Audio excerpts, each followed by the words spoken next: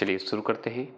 बहुत ही ज़बरदस्त ज्योग्राफी का विश्व की झीलें, नहरें और जलप्रपात, जो कि बहुत ही इम्पोर्टेंट क्वेश्चन बनता है इससे। और मैं नरेंद्र अकाडमी शिक्षा मंत्र जो है आपको स्पेशली याद करवाने का भी वादा करता है। जैसे मैं पढ़ाता हूँ सिर्फ आप सुने और कुछ करने की आवश्यकता है। इसी तरह आपका एनसीईआरटी का मैंने वादा किया है नवंबर तक ख़त्म करने का, तो कर दूंगा। कैसे करूँगा, क्या करूँगा, ये मुझ पे छोड़ दीजिए। चलिए, तो विश्व की झीलें, नहरें और जलप्रपात हम शुरू करने जा रहे हैं, और आपके साथ आपकी मस्ती और फन के साथ ही। तो पहला क्वेश्चन आपके सामने दिख रहा होगा कि विश्व की सबसे बड़ी झील कौन सी है? कैस्पियन सागर है। तो जैसे ही आपसे शब्द में आ जाएगा कि भाई वर्ल्ड का सबसे बड़ा झील कौन है, तो जैसे ही सबसे बड़ा झील मतलब लेक आ जाए वैसे ही कैस्पियन सागर लगा देना है। बस ध्यान रखना है कि सबसे बड़ा झील होना चाहिए, तब कैस्पियन सागर टिक लगाइएगा, नहीं तो यहाँ पे देखिए चेंज हो जाएगा। विश्व का सबसे बड़ी मीठे जल की झील कौन सी है? तो सुपीरिया झील है। यहाँ पे चेंज हो गया ना। तो जैसे ही सबसे बड़ी झील की बात करेगा तो कैस्पियन सागर। अब विश्व की सबसे बड़ी मीठे जल की झील बोले तो सुपीरिया झील। जैसे ही मीठा शब्द निकले सुपीरिया झील टिक लगा दीजिएगा, और जैसे ही सबसे बड़ा झील निकले तो कैस्पियन सागर लगा दीजिएगा टिक। याद हुआ? ठीक है। अब भाई सबसे बड़ा झील पढ़ लिए, सबसे मीठा जल पढ़ लिए, और तब सबसे गहरा भी तो झील है। तो हाँ, विश्व की सर्वाधिक गहरी झील कौन सी है? तो बैकाल झील है। तो सबसे बड़ी झील कैस्पियन सागर, सबसे बड़ी मीठे जल की झील सुपीरिया झील, सर्वाधिक गहरी झील बैकाल झील। अब देखिए, विश्व की सर्वाधिक लवणीय झील भी तो है जो कि नमकदार है, तो वह है बॉन झील। तो आपसे पूछ देगा कि सबसे लवणीय झील कौन सी है? तो बॉन झील है। सबसे गहरी झील कौन है? बैकाल झील है। सबसे बड़ी मीठे जल की झील कौन सी है? सुपीरिया झील है। सबसे बड़ी झील कौन सी है? कैस्पियन सागर। ये पता है, इसमें बहुत लोग कंफ्यूज हो जाते हैं, इसलिए मैं बार बार रिपीट कर रहा हूँ। तो रिक्वेस्ट है आप सुनेंगे। तो जैसे ही सबसे बड़ी कैस्पियन सागर टिक लगाइएगा, जैसे ही सबसे बड़ी मीठे जल की बात होगी, स्वीट की बात होगी, मीठा की बात होगी, तो सुपीरिया झील लगा देंगे। अगर जैसे गहरी झील की बात होगी, एकदम गहराई के अंदर जाना है, तो बैकाल झील के अंदर जाइए, और अगर लवणीय झील में जाना है तो बॉन झील में जाइए। इसमें सिर्फ सुनना है, ठीक है। समुद्र तल से सर्वाधिक नीचे मतलब निचली झील कौन सा है? तो मृत सागर झील है। यही तो इम्पोर्टेंट है। अब देखिए, समुद्र तल से पूछ रहा है, मतलब समुद्र तल से सर्वाधिक निचली झील पूछेगा, मतलब समुद्र तल से नीचे की बात हो रही है, तो निचली झील कौन है? मृत सागर कहलाता है। गहरा तो बैकाल झील है, लेकिन समुद्र तल से सर्वाधिक निचली झील कौन है? तो मृत सागर। ये भी सवाल पूछता है, ठीक है। आपसे पूछेगा कि विश्व की सबसे बड़ी खारे जल की झील कौन सी है? तो कैस्पियन सागर। लीजिए, समझ में आ रहा है? कंफ्यूज मत होइएगा। अब सोचिए, सबसे बड़ा झील कौन है? कैस्पियन सागर है। आप पढ़े थे कि नहीं? तो खारे जल है कि नहीं? खारे जल है। क्यों? क्योंकि सबसे बड़ा मीठा जल कौन है? सुपीरिया झील है। याद हुआ? चलिए, अब ये तो बात हो गया। अब बात करते हैं सर्वाधिक ऊंचाई पर स्थित नौकायान झील कौन सा है? तो ये इसका नाम पता है? टिटिका। टीटी काका बोला जाता है इसे। क्या बोलते हैं? टीटी काका। तो आपसे पूछेगा कि सर्वाधिक ऊंचाई पर स्थित नौकायान झील कौन सा है, उसका नाम क्या है? तो टीटी काका। ऐसे भी बोल सकते, टीटी काका, टीटिका कहीं कहीं बोल देता है, ठीक है। तो टीटी काका बोल दीजिएगा। तो आप पे डिपेंड करता है कि किस तरह से आप इसे याद करते हैं। तो जैसे ही सर्वाधिक ऊंचाई पे बोले, ऊंचाई पे नौकायान झील है, तो उसका नाम क्या है? टीटी काका। ये याद हो गया। आपसे और भी टीटी काका से जो शब्द बन सकते हैं, मतलब सवाल बन सकते हैं, वो देखिए।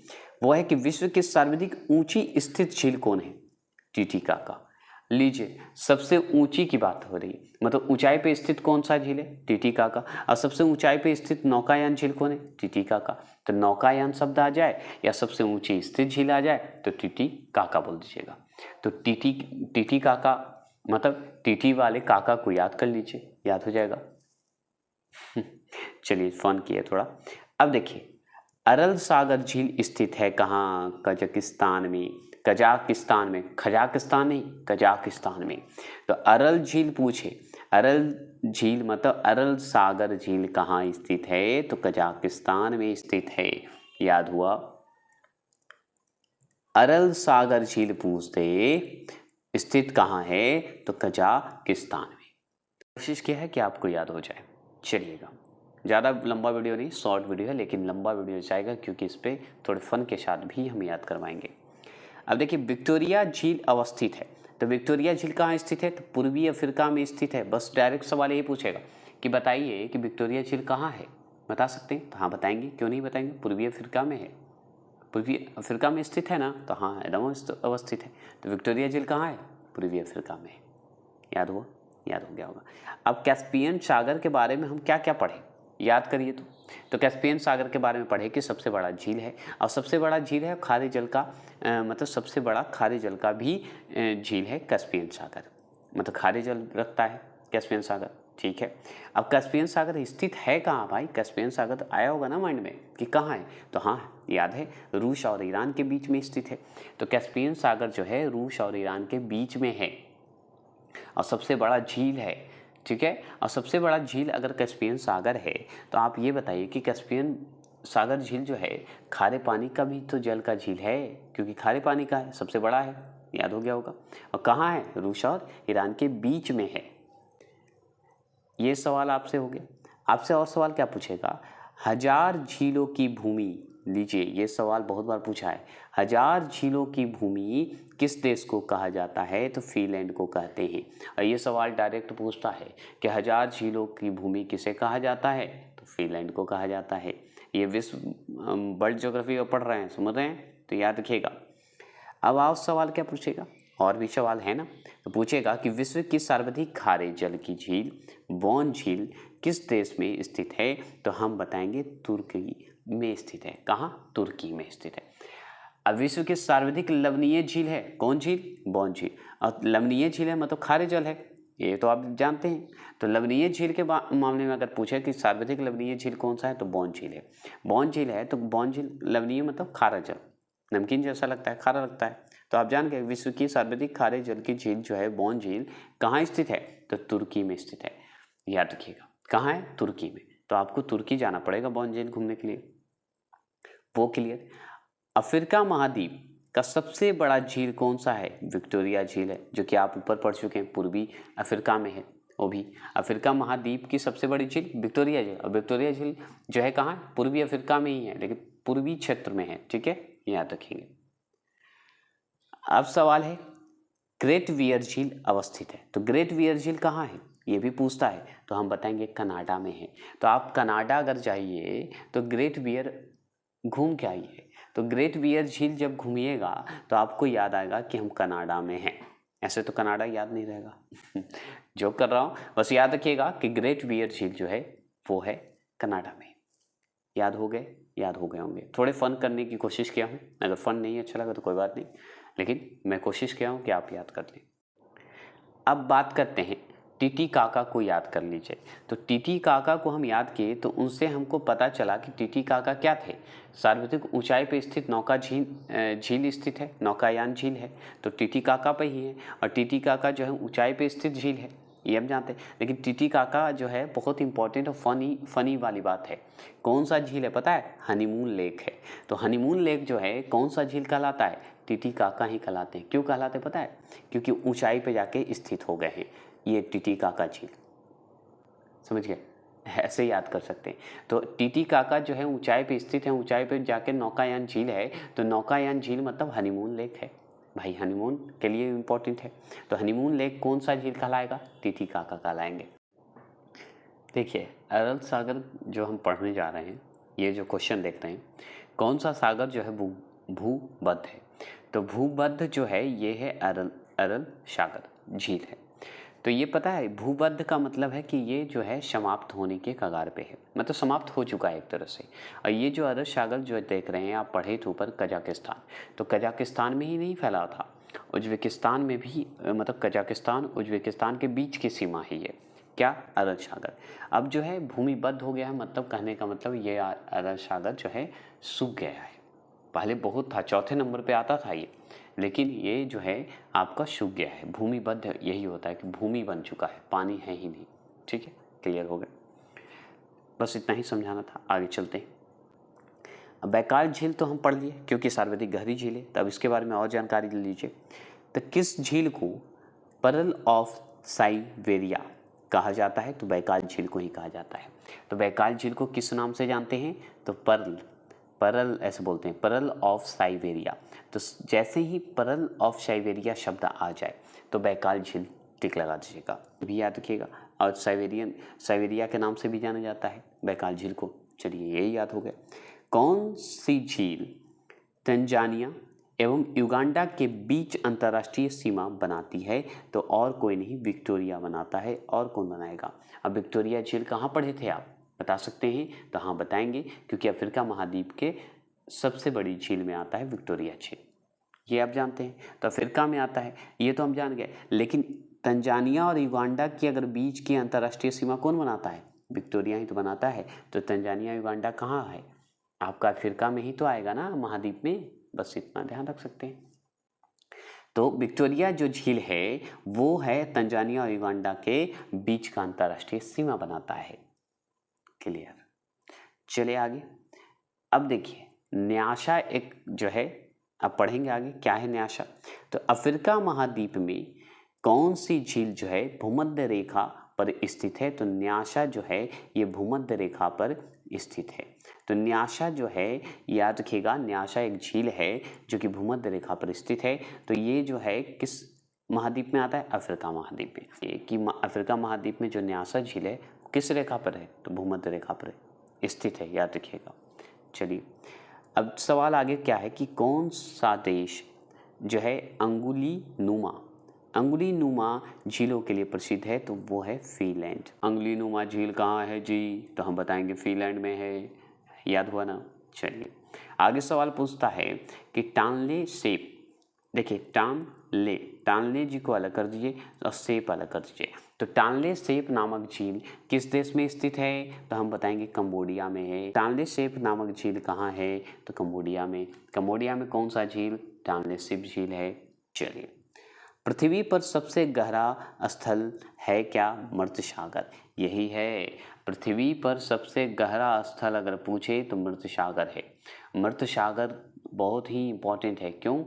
क्योंकि मृत सागर जो है समुद्र तल से सर्वाधिक निचली झील बोली जाती है, इसीलिए इसे बोला गया है पृथ्वी की सबसे गहरा स्थल। पूछा गया है कौन है? मृत सागर, क्योंकि समुद्र तल से भी नीचे चला गया है और यही इसी को मृत सागर भी बोला जाता है।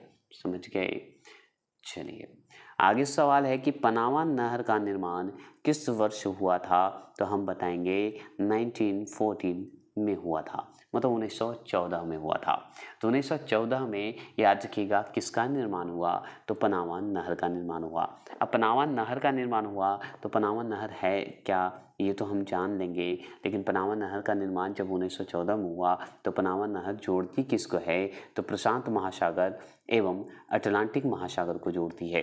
तो जैसे ही आपसे पूछे कि पनामा नहर जो है इसकी जो है निर्माण हुआ था 1914 में, और जब निर्माण हुआ था पनामा नहर का तो ये किसको जोड़ती है? तो प्रशांत महासागर एवं अटलांटिक महासागर को जोड़ती है। तो आपसे सवाल पूछेगा कि प्रशांत महासागर अटलांटिक महासागर को जोड़ने वाली नहर का नाम बताएं, तो पनामा नहर बताएंगे। आगे चलेंगे। अब देखिए पनामा नहर अवस्थित कहाँ है? तो पनामा नहर में ही, मतलब पनामा में ही स्थित है। पनामा नहर कहाँ अवस्थित है? पनामा में स्थित है। बात खत्म। तो टिक लगा दीजिएगा। आगे चलिए, अब इसमें भी बांटा हुआ है। क्या बांटा हुआ है? उत्तरी सिरे, दक्षिणी सिरे। पनामा नहर का उत्तरी सिरा भी देखना होगा आपको, दक्षिणी मतलब नॉर्थ और साउथ देखना होगा। अब चलिए देख लेते हैं। तो देखिए पनामा नहर के उत्तरी सिरे मतलब नॉर्थ सिरे पर कौन सा पतन स्थित है? अब पतन स्थित है मतलब पतन मतलब बंदरगाह। कौन सा बंदरगाह स्थित है? तो क्या नाम है इसका? कोलोन। कोलोन जो है पतन स्थित है, मतलब कोलोन बंदरगाह स्थित है। किधर स्थित है? तो पनामा के उत्तर सिरे में स्थित है। तो ये भी सवाल पूछेगा कि पनामा नहर के उत्तर सिरे में कौन सा पतन है, बंदरगाह है? तो कोलोन है। ये सवाल हो गए।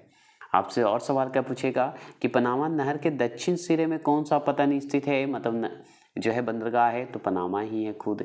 तो जैसे ही पूछे कि पनामा के दक्षिण सिरे में कौन सा जो है, पनामा नहर के दक्षिण सिरे में कौन सा जो है क्या है, बंदरगाह है? तो हम बताएंगे पनामा बंदरगाह है, खुद पनामा पतन है। बात खत्म। उत्तर सिरे में खाली याद रखना होगा कि कोलोन बंदरगाह है। ठीक है, पनामा नहर के उत्तर सिरे में कोलोन और दक्षिण सिरे में पनामा। आगे चलेंगे, विश्व की सबसे बड़ी जहाज रानी नहर कौन है? तो स्वेज नहर को ही कहा जाता है। अब ये सवाल बहुत बार पूछ चुका है, तो पूछेगा कि विश्व की सबसे बड़ी जहाज रानी नहर कौन है? तो हम बताएंगे स्वेज नहर है। स्वेज नहर का निर्माण कब आप जो है आरंभ कहिए प्रारंभ हुआ? तो हम बताएंगे ये और पहले हुआ था 1854 में। मतलब पनामा नहर का कब हुआ? 1914 में। ठीक है, 1914 में हुआ था, 1914 में। लेकिन स्वेज नहर का निर्माण और पहले तो 1854 में, मतलब 1854 में हो चुका था। ठीक है, प्रारंभ हुआ था। चलिए, अब सवाल बनता है कि स्वेज नहर बनकर तैयार हुआ? तो ये बनकर तैयार हुआ था 1869 में हो गया था, मतलब 1869 में। ठीक है, तो आपसे पूछेगा कि स्वेज नहर का निर्माण कब प्रारंभ हुआ? तो 1854 में हुआ। स्वेज नहर बनकर कब तैयार हुआ? तो 1869 में हुआ। तो समझ गए, जहाज की रानी नहर कौन है? तो स्वेज नहर को कहा जाता है। विश्व की सबसे बड़ी जहाज रानी नहर पूछा जाए ना, तो आप स्वेज नहर को ही टिक लगाइएगा और किसी को मत लगा दीजिएगा। ठीक है, याद रखेंगे। और सवाल पूछता है क्या है कि स्वेज नहर का निर्माण कब, मतलब प्रारंभ कब हुआ था? तो 1854 में हुआ था। और बनकर कब तैयार हो गया था स्वेज नहर? तो 1869 में हो गया था। बस इतना जरूर ध्यान रखिएगा। ठीक है, चलिए, आपसे और सवाल क्या पूछता है? तो और सवाल पूछता है कि स्वेज नहर जो है, आप बताइए किस देश में स्थित है? तो मिस्र में है। तो स्वेज नहर कहाँ स्थित है? तो मिस्र में। जैसे स्वेज नहर जोड़ती किसको है? जैसे पनामा प्रशांत महासागर और अटलांटिक महासागर को जोड़ती है, उसी तरह स्वेज नहर जो है जोड़ती है भूमध्य सागर को लाल सागर से जोड़ती है। याद रखिएगा, भूमध्य सागर को लाल सागर से जोड़ती है। बस इतना जरूर ध्यान रखिएगा। कैसे याद रखेंगे? तो स्वेज नहर जो जोड़ती है वो भूमध्य सागर को लाल सागर से जोड़ती है।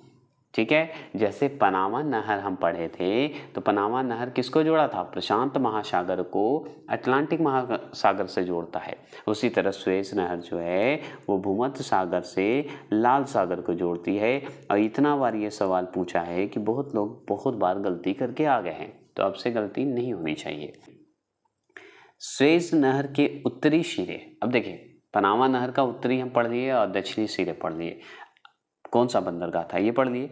अब इसमें पढ़ेंगे स्वेज नहर में कौन कौन सा बंदरगाह है, उत्तरी सिरे में और दक्षिणी सिरे में। तो देखिए, स्वेज नहर के उत्तरी सिरे में कौन सा पतन स्थित है, मतलब बंदरगाह है, उसका नाम बताइए। तो हम बताएंगे पोर्ट, या देखिए पोर्ट सईद। क्या है? पोर्ट शहीद। तो पोर्ट शहीद जो है आपका स्वेज नहर का उत्तरी सिरे का बंदरगाह है। ठीक है, मतलब पतन स्थित है। तो किस नहर पे है? तो स्वेज नहर पे है। कौन से क्षेत्र में है? तो उत्तरी सिरे में है। याद रखिए, स्वेज नहर के उत्तरी सिरे में। आपसे पूछेगा स्वेज नहर के दक्षिणी सिरे में कौन सा पतन है? तो स्वेज पतन ही है, स्वेज बंदरगाह ही है। याद रखिएगा। ठीक है, दक्षिणी सिरे में स्वेज है। जैसे दक्षिणी सिरे में पनामा का हम पढ़े थे कि दक्षिणी सिरे में क्या है? तो पनामा ही था। उसी तरह ये भी स्वेज नहर के दक्षिणी सिरे में कौन है? स्वेज पतन ही है, बंदरगाह है। और उत्तरी सिरे में क्या है? तो हम बताएंगे पोर्ट सईद है। क्लियर हो गया। स्वेज नहर की लंबाई कितनी है पता है? बता सकते हैं? तो 168 किमी है। ठीक है, मतलब 168 किमी है, मतलब 168 किमी है। ये जान गया। स्वेज नहर की अगर लंबाई पूछते हैं ना तो बता दिएगा 168 किमी बता दिएगा। शू नहर जो है जोड़ती है, शू नहर किसको जोड़ती है पता है? सुपिरिया झील को, मतलब सुपिरिया को और ह्यूमरन को से, मतलब सुपिरिया को ह्यूमरन से जोड़ती है। सू नहर जैसे ही बात आएगा, शब्द आएगा कि सू नहर एक होता है, सू नहर किसको जोड़ती है? तो हम बताएंगे सुपिरिया को ह्यूमरन से जोड़ती है। अब सू नहर पढ़ लिए तो किल नहर भी तो पूछता है। तो किल नहर किस देश में स्थित है? तो हम बताएंगे जर्मनी में है। तो किल नहर किस देश में है? जर्मनी में है। ये डायरेक्ट पूछता है कि कहाँ है। अब ये भी पूछेगा कि किल नहर जोड़ती कहाँ है। जैसे ही किल नहर किस देश में स्थित है? तो जर्मनी में। उसी तरह किल नहर जोड़ती किसको है? जैसे सू नहर क्या जोड़ती है? सुपीरिया और ह्यूमरन को। उसी तरह किल नहर भी तो जोड़ती होगी। कहाँ जोड़ती है? उत्तरी सागर को बाल्टी सागर से जोड़ती है। तो बाल्टिक ऐसा बोला जाता है, बाल्टिक सागर को जोड़ती है। तो उत्तरी सागर को बाल्टी सागर से जोड़ती है, किल नहर जोड़ती है। तो आप इसमें 3 पॉइंट याद रखिएगा। क्या क्या याद रखिएगा? तो याद रखेंगे कि पनामा नहर आप पढ़े, पनामा पढ़े। पनामा किसको किसको जोड़ती है? पनामा नहर किसको किसको जोड़ती है? प्रशांत महासागर के अटलांटिक महासागर को जोड़ती है। अब पनामा पढ़िए। स्वेज नहर किसको किसको जोड़ती है? तो हम भूमध्य सागर से लाल सागर को जोड़ती है। ठीक है, ये पढ़ लिए। सूज नहर जो है शू नहर बोला जाता है। शू नहर किसको जोड़ती है? तो सुपीरिया को हिमरन से जोड़ती है। ठीक है, अब चौथा है किल नहर किसको जोड़ती है? तो उत्तरी सागर को वाल्टिका सागर से जोड़ती है। तो इतना याद रखिएगा, ये सब पूछता है। अब देखिए क्रा नहर जो है, क्राक ऐसे क्रा बोला जाता है, क्रा नहर जो है किस देश में स्थित है? तो थाईलैंड में स्थित है। ये सवाल पूछता है कि क्रा नहर जो है किस देश में स्थित है? तो थाईलैंड में स्थित है। आपसे ये भी पूछेगा स्वेज नहर निर्माण के बाद भारत और यूरोप के मध्य समुद्रिक दूरी में कितनी कमी आ गई है? तो हम बताएंगे 7000 किमी की कमी आ गई है। समझ गए? नहीं समझे? चलिए समझाते हैं। स्वेज नहर निर्माण के बाद, स्वेज नहर निर्माण हुआ था, कब निर्माण हुआ था स्वेज नहर? हम पढ़े थे 1854 में। अब बनकर तैयार कब हुआ? 1869 में तैयार हो गया था। सोच रहे हैं स्वेज नहर के बारे में? आप जानते हैं। अब जैसे ही स्वेज नहर बना तो स्वेज नहर का जो निर्माण हो गया, उसके बाद क्या हुआ कि भारत और यूरोप के मध्य जो है सामुद्रिक जो दूरी जो थी, दूरी में कितनी कमी आ गई? तो आप जान लीजिए 7000 की कमी आ गई। मतलब फ़ायदा हो गया ना, 7000 की कमी आ गई। सोच रहे हैं स्वेज नहर निर्माण होने से कितना फ़ायदा होता है? भारत और यूरोप का हो गया था समुद्रिक दूरी जो है 7000 किमी की कमी हो गई थी। चलिए ये जान गए। आपसे सवाल पूछता है कि विश्व का सबसे ऊंचा जलप्रपात, अब जलप्रपात आ गया, तो जलप्रपात किस देश में स्थित है? तो हम बताएंगे वेनेजुएला में। वेनेजुएला बोला जाता है, वेनेजुएला में है। तो जैसे ही पूछेगा विश्व का मतलब वर्ल्ड का सबसे ऊंचा जलप्रपात किस देश में स्थित है? तो वेनेजुएला में। और सबसे ऊंचा जलप्रपात है कौन? ये सवाल मन में आया होगा। तो हाँ, तो देखिए यहाँ पे क्लियर है, विश्व का सबसे ऊंचा जलप्रपात है एंजिल, एंजिल जलप्रपात है। तो आपसे पूछेगा विश्व का सबसे ऊंचा जलप्रपात कहाँ है? वेनेजुएला में। वेनेजुएला देखिए शब्द ये डिपेंड करता है आप पे, वेनेजुएला बोलिए या वेनेजुएला बोलिए, कोई दिक्कत नहीं है, आप पे डिपेंड करता है। ठीक है, तो वेनेजुएला में कौन सा सबसे ऊंचा जलप्रपात है? तो हम बताएंगे एंजिल। और एंजिल जो है विश्व का सबसे ऊंचा जलप्रपात है, ये भी आप जाने। एंजिल जलप्रपात किस नदी पर स्थित है? नदी भी तो जरूरी है, तो हाँ नदी बताएंगे। क्या नाम है? कोरोनी नदी। कौन है? कोरोनी नदी। तो कोरोनी नदी जो है उस पे कौन सा जलप्रपात है? एंजिला जलप्रपात है। एंजिला जलप्रपात विश्व का सबसे ऊंचा जलप्रपात है। अब विश्व का सबसे ऊंचा जलप्रपात एंजिला जलप्रपात है, तो कहाँ स्थित है? तो वेनेजुएला में स्थित है। याद हो गया। कौन सी नदी पे है? तो कोरोनी नदी पे है। देखिएगा इसमें थोड़ा सा इंपॉर्टेंट आपको ध्यान रखना होगा कि बायोमा भी बोला जाता है, बोयोमा भी बोला जाता है। ठीक है, तो कंफ्यूज मत होइएगा। तो बोयोमा जलप्रपात या बायोमा जलप्रपात किस नदी पर स्थित है? तो जैरे पे, जैरे नदी पर जो है स्थित है। किस पे? जैरे नदी पर स्थित है। कौन सा जलप्रपात है? तो बोयोमा जलप्रपात है।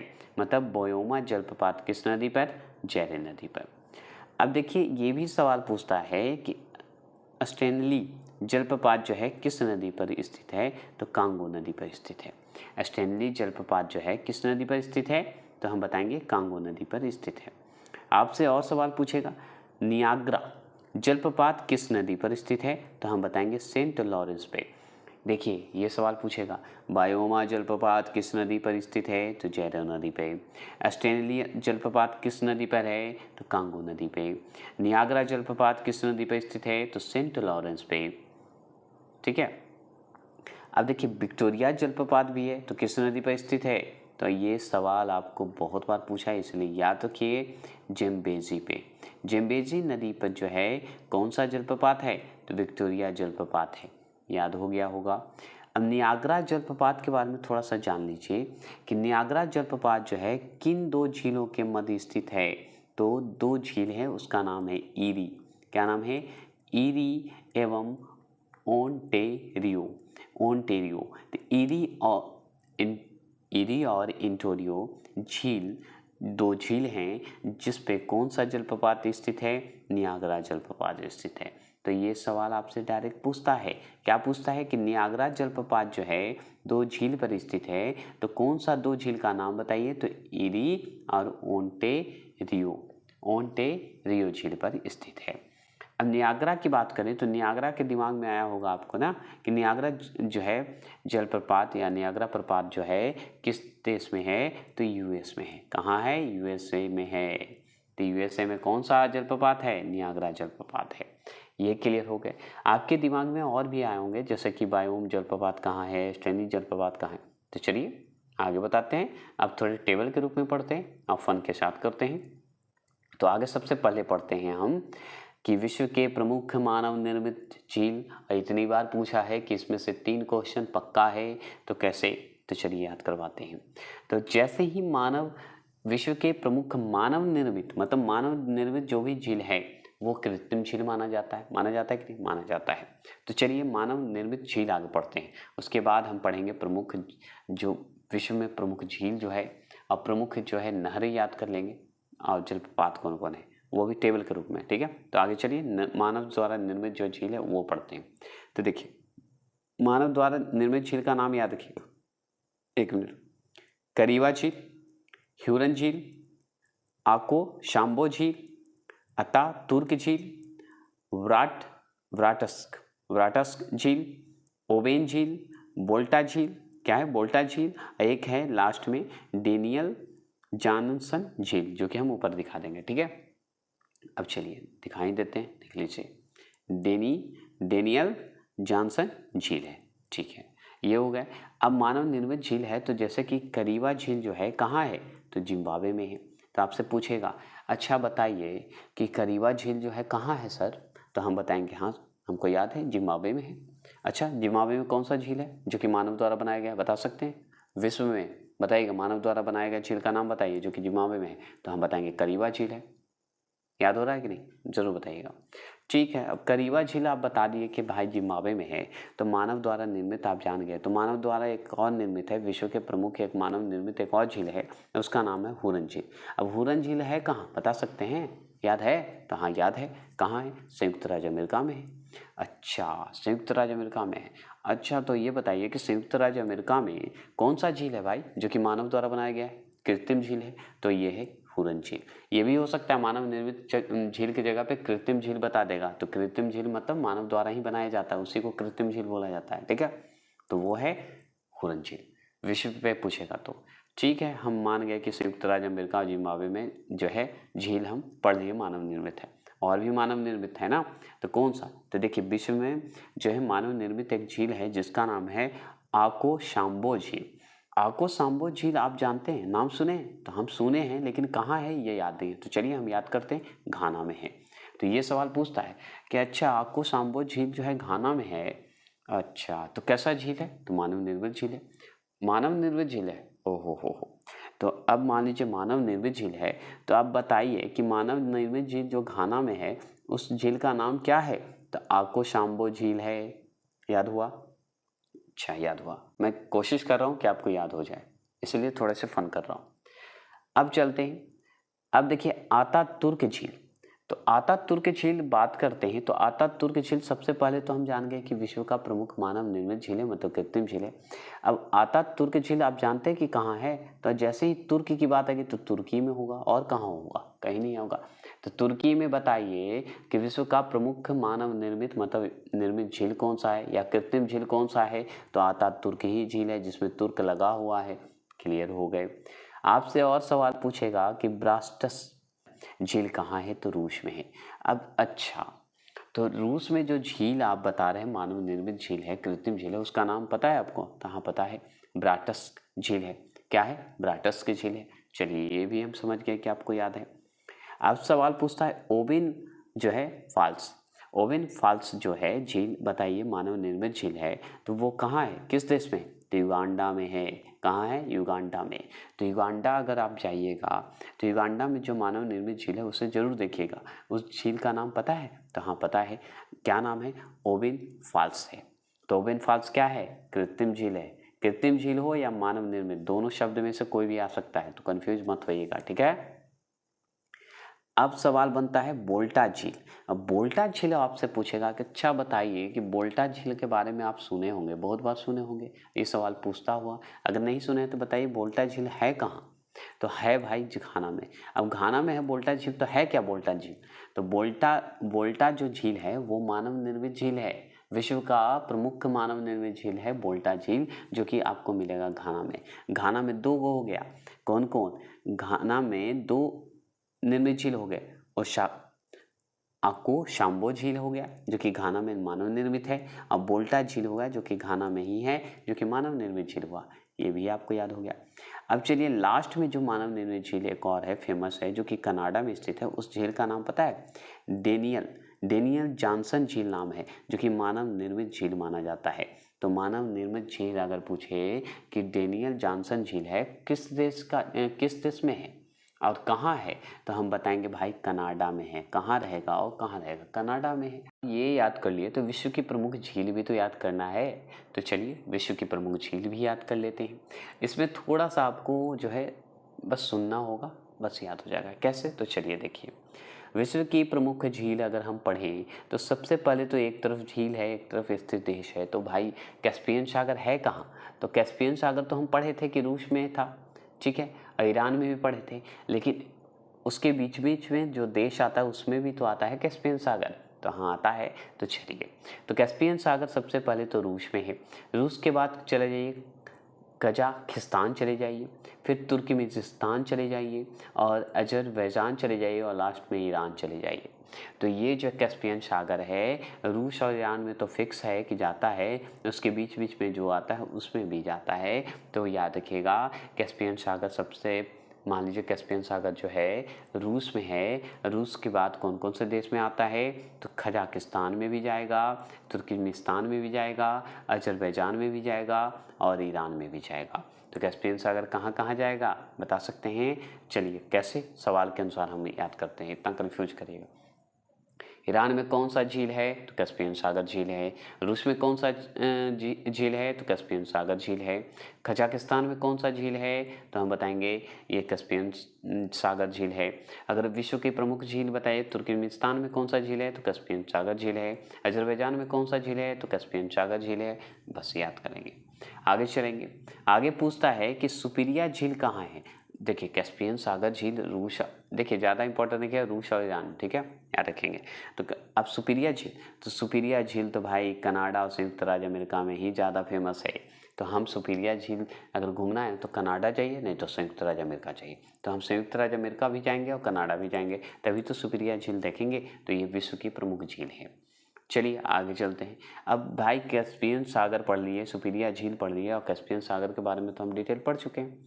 अब विक्टोरिया झील की बात करते हैं। तो विक्टोरिया झील में याद रखिएगा युगांडा तंजानिया तो होगा ही, और केनिया भी होगा। तो कीनिया भी होगा। तो कीनिया और तंजानिया और युगांडा में कौन सी झील है? तो विक्टोरिया झील है। तो आपको अगर विक्टोरिया झील घूमने का शौक है तो युगांडा जाइए, तंजानिया जाइए, और कीनिया जा सकते हैं। अब बात करते हैं अरल सागर। अरल सागर में आपको मैंने बताया था कजाकिस्तान बोलिए या उज्बेकिस्तान बोलिए, कोई दिक्कत नहीं है। तो अरल सागर जाना है तो कजाकिस्तान जाइए या उज्बेकिस्तान जाइएगा तभी मिलेगा। तो कहाँ है अरल सागर? तो कजाकिस्तान और उज्बेकिस्तान में। अब हुरन झील की बात करते हैं। तो हुरन झील का तो नाम सुने होंगे, मानव निर्मित झील था, है ना। तो ये कहाँ था? संयुक्त राज्य अमेरिका और कनाडा दोनों में सम्मिलित होता है। तो हुरन झील तो आगे मानव निर्मित था, पढ़ लिए थे। तो ये कनाडा और संयुक्त राज्य अमेरिका का ये जो है प्रमुख है, मतलब हुरन झील जो है जहाँ है आपको अमेरिका और कनाडा में मिलेगा, ठीक है। अब बात करते हैं एक और झील है जिसे मिशिगन झील बोला जाता है, जो कि सिर्फ संयुक्त राज्य अमेरिका में है। तो मिशिगन झील जो है आपको संयुक्त राज्य अमेरिका में मिलेगा। अगर ग्रेट वियर झील की बात करें तो ये सिर्फ कनाडा में जाइए। ग्रेट वियर झील की बात करेंगे ना तो हम कनाडा में चले जाएंगे। कहाँ अवस्थित है? ये सवाल यही पूछता है डायरेक्ट कि ग्रेट वियर झील कहाँ है? तो कनाडा में। अब देखिए बैकाल झील जो कि आप पढ़े थे, बैकाल झील जो क्या है? सबसे गहरा है, जो कि रूस में है। तो सबसे गहरा बैकाल झील जो है आप जानते हैं, गहरी झील है बैकाल झील, जो कि कहाँ अवस्थित है? तो रूस में अवस्थित है। ये सवाल पूछता है। अब देखिए टंगानिका झील, टंगानिका झील जो पूछेगा कि किस किस क्षेत्र में है, किस देश में है, कहाँ स्थित है, तो हम बताएंगे जायरे, तंजानिया, जाम्बिया और बुरुंडी नाम है। ठीक है, याद रखिएगा। तो ये सब जो है नाम आपका इम्पोर्टेंट है। तो टंगानिया जो है झील है, आपको जायरे सबसे इम्पोर्टेंट है, तंजानिया इम्पोर्टेंट है और जाम्बिया ज़्यादा इम्पोर्टेंट है। ये 3 जो है आपका ज़्यादा इम्पोर्टेंट है। इसका पॉइंट ऑफ व्यू नहीं देता उतना, लेकिन इसका देता है। चलिए, मलावी झील की बात करें तो मलावी शब्द जो है वो याद रखिएगा तंजानिया में है, मलावी में भी है, मोजाम्बी में। ये 3 तंजानिया, मलावी और मोजाम्बी में कौन से झील हैं? तो मलावी झील हैं। ये ज़रूर ध्यान रखेंगे। अब देखिए, ग्रेट जो है ग्रेट स्लेव झील बोला जाता है। तो ग्रेट स्लेव झील कहाँ है? कनाडा में। ग्रेट बियर झील कहाँ है? कनाडा में। तो स्लेव झील भी वहाँ, ग्रेट लग जाएगा, कनाडा टिक लगा दीजिएगा। और एक और है कनाडा में, कौन सा झील? तो इसे विनिपेग झील बोला जाता है। तो विनिपेग झील कहाँ है? तो कनाडा में स्थित है। ये ज़रूर लगाइएगा। ईरी झील कहाँ है? तो ईरी झील बताइएगा। 2 झील था, ईरी झील, ओंटेरी झील, जो कि नियाग्रा जलप्रपात है इस पे स्थित, जिसमें से एरी झील कहाँ है? तो कनाडा और संयुक्त राज्य अमेरिका में ही है। ओंटेरी झील भी कहाँ स्थित है? तो कनाडा और संयुक्त राज्य अमेरिका पे। और ये दोनों पे कौन सा जलप्रपात है? नियाग्रा जलप्रपात है। तो समझ जाइए, कनाडा और संयुक्त राज्य अमेरिका में कौन कौन झील है? तो एरी झील और ओंटोरिया झील है। क्लियर हो गए? अब देखिए, लेडोगा झील जो है कहाँ है? तो रूस में है। तो लेडोगा झील जो है कहाँ है? रूस में है। वल्खस झील जो है कहाँ है? तो कजाकिस्तान में है। तो वल्खस बात करें, खस लग गया तो कजाकिस्तान लगा दीजिएगा। क्लियर? तो ये झील पूछ देगा। चाड झील होता है, बहुत इंपॉर्टेंट। चाड झील जो है कहाँ है? तो हम बताएंगे कैमरून में, नाइजीरिया में और नाइजर में। तो चाड झील शब्द जैसे ही आए तो नाइजर लगा दीजिए, नाइजीरिया टिक लगा दीजिएगा, कैमरून टिक लगा दीजिएगा। तो इसमें नाइजीरिया पूछा था कि नाइजीरिया में कौन सा झील है? चाड झील है। नाइजर में कौन सा है? तो चाड झील है। कैमरून में कौन सा झील है? तो चाड झील है। बस याद रखिएगा। एक और झील है ओनेगा। ओनेगा झील जो है आपको रूस में मिलेगा। जैसे लेडोगा झील है, उसी तरह ओनेगा झील है जो कि आपको रूस में मिलेगा। ओनेगा झील बोला जाता है। क्या बोल देते हैं? ओनेगा। ठीक है। आयर झील कहाँ है बता सकते हैं? तो आयर झील जो है आपको ऑस्ट्रेलिया में मिलेगा। तो आयर झील शब्द जैसे ही आए वो ऑस्ट्रेलिया टिक लगा दीजिएगा। अब देखिए, लेगो टिटिकाका। लेगो टिटिकाका जो है पेरू और बोलीविया का है। तो लेगो टिटिकाका जो है वो पेरू और बोलीविया में स्थित है। तो लेगो टिटिकाका क्या है? झील है। और झील है तो कहाँ है? तो पेरू और बोलीविया में है। ठीक है भाई, टिटिकाका का हम जान गए। अब देखिए, टिटिकाका पढ़ लिए तो एक है निकारागुआ झील। निकारागुआ झील जो है निकारागुआ में ही स्थित है। देखिए, अथावास्का झील। अथावास्का झील जो है कनाडा में स्थित है। देखिए, रेनडियर झील जो होता है ये कनाडा में स्थित है। तो रेनडियर झील जो है कहाँ है? कनाडा में। अथावास्का झील कनाडा में। ये सवाल है। रुडोल्फ झील जो है कहाँ है? केन्या में। और इसिक्कुल झील, देखिए इसिक्कुल झील जो है किर्गिस्तान में है। तो किर्गिस्तान बोला जाता है, जो कि इसिक्कुल झील होता है। और रुडोल्फ झील जो है केन्या में है। तो ये पूछता है रुडोल्फ झील जो है कहाँ है? तो केन्या में है। केन्या जाइए, घूमिए, मिल जाएगा आपको। बहुत इंपॉर्टेंट है, ये चीज़ को समझ जाइए, याद कर लीजिए, क्योंकि जितना अभी पढ़े आप वो सब तो ठीक है, लेकिन ये सबसे इम्पोर्टेंट है, क्योंकि इससे सवाल इतना बनता है कि मत पूछिए। जैसे विश्व के प्रमुख नहर है और अवस्थित कहाँ है, ये इम्पोर्टेंट है। तो इस पे चलिए थोड़े से फन के साथ पढ़ेंगे, नहीं तो जैसे है वैसे ही पढ़ेंगे, लेकिन याद करेंगे। जैसे नहर एक तरफ होगा और एक अवस्थित क्षेत्र होगा।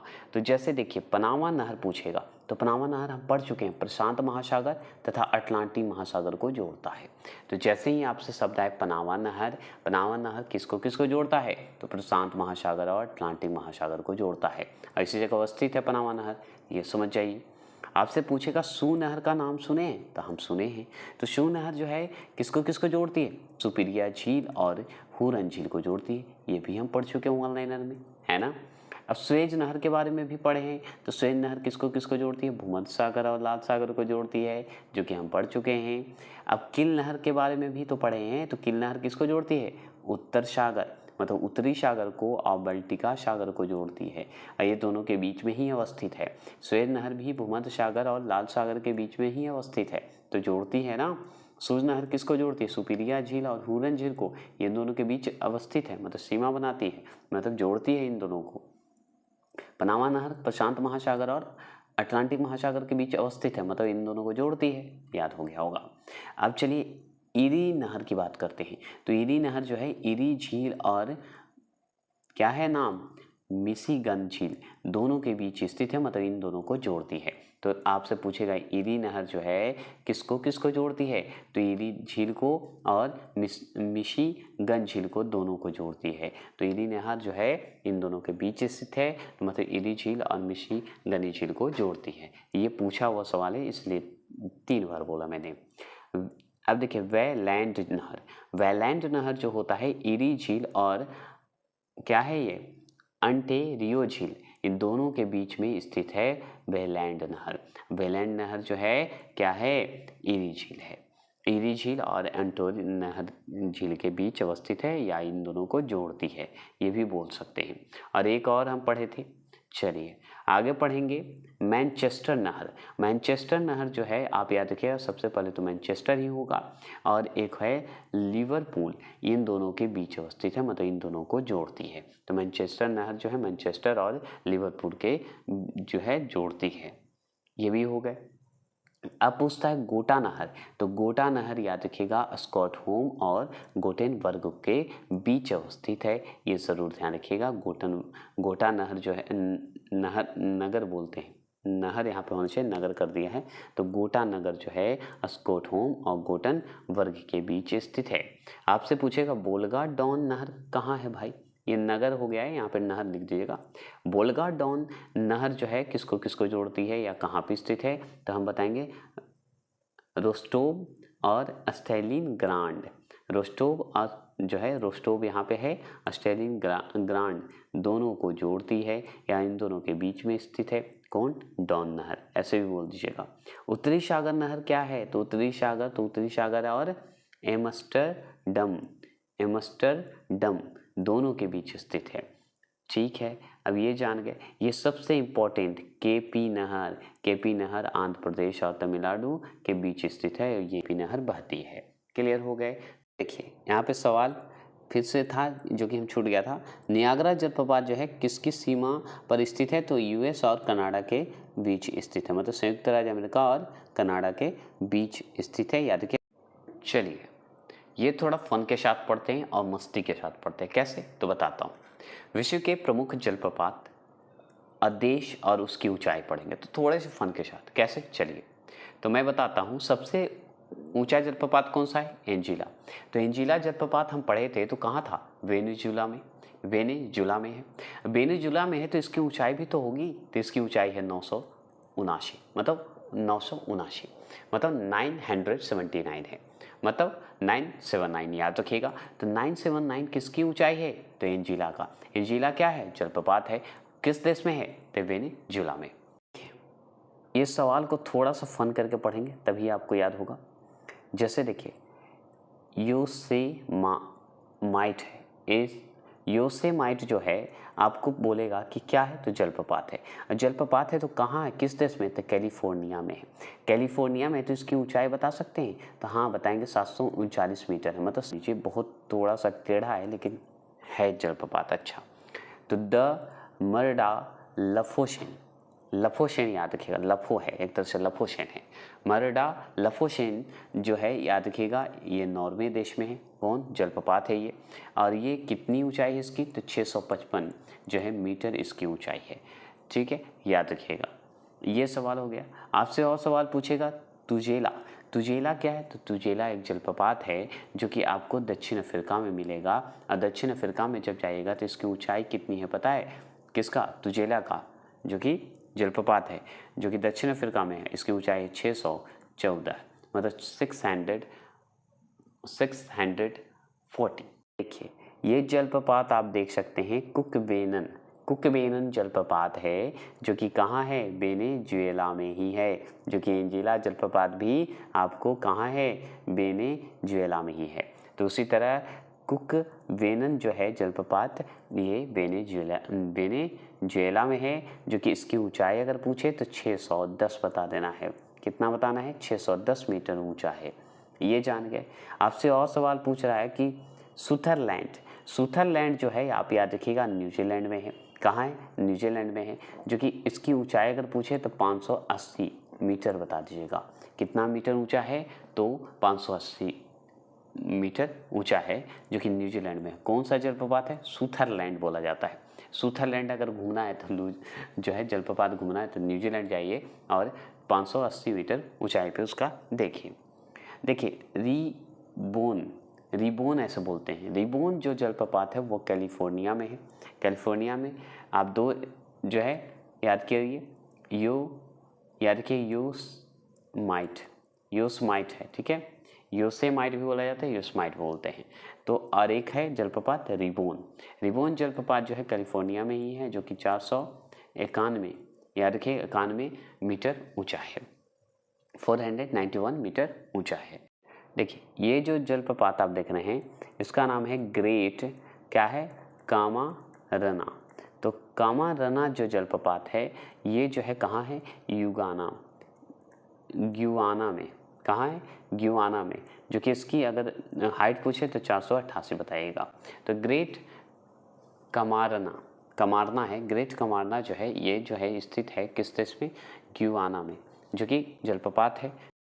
अब देखिए डेला जो है आप देख रहे हैं डेल्ला जो है ये जलप्रपात जो है कनाडा में है। तो डेल्ला जलप्रपात कहाँ है? कनाडा में है। तो कितनी इसकी ऊंचाई है? तो 440 मीटर ऊंची है।